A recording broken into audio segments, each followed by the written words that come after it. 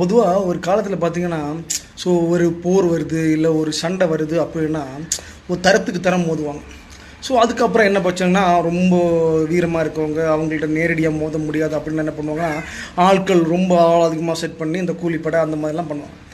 So ஆனால் இப்போவும் அப்படி என்னன்னா, இப்போ அதை வந்து அந்த ட்ரெண்டிங்கில் நாகரிகமாக வந்து எப்படி கையாளுறாங்கன்னா, அந்த குண்டணி. ஸோ குண்டணி வந்து ஒரு போர் அதுக்கு சமம். ஏன்னா நேருக்கு நேர் மோத முடியாமல் முதுகுக்கு பின்னாடி குத்தணும்னு நினைப்பாங்கல்ல. ஸோ அவங்க கையாளக்கூடிய முதல் ஆயுதம் என்னென்னா குண்டணி.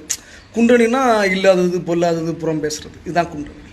ஸோ இது வந்து பொதுவாக எங்கன்னா, இது கன்னியாகுமரி மாவட்டத்தில் அது பொதுவாக எங்கே இருக்குன்னா, மேற்கு மாவட்டம்.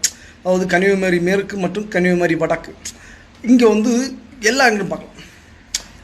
இது வந்து ஒரு ட்ரெண்டிங். அதாவது கன்னியாகுமரியில் ஃபேமஸ் என்னன்னு பார்த்தா குண்டணி. அதுவும் டாப்பில் இருக்கக்கூடியது பார்த்திங்கன்னா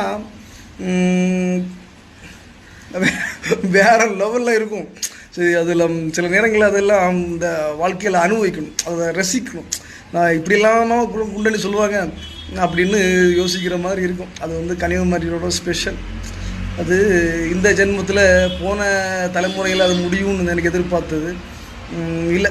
அது கண்டினியூ ஆகுது, அது தொடர்ச்சி இல்லை, அது எக்ஸட்ரா போயிட்டே தான் இருக்குது. தவிர அது வந்து ஒரு எண்டு இல்லை. இதுக்கு எண்டுக்கு என்ன கொண்டு வரணும் அப்படின்னு தெரியல.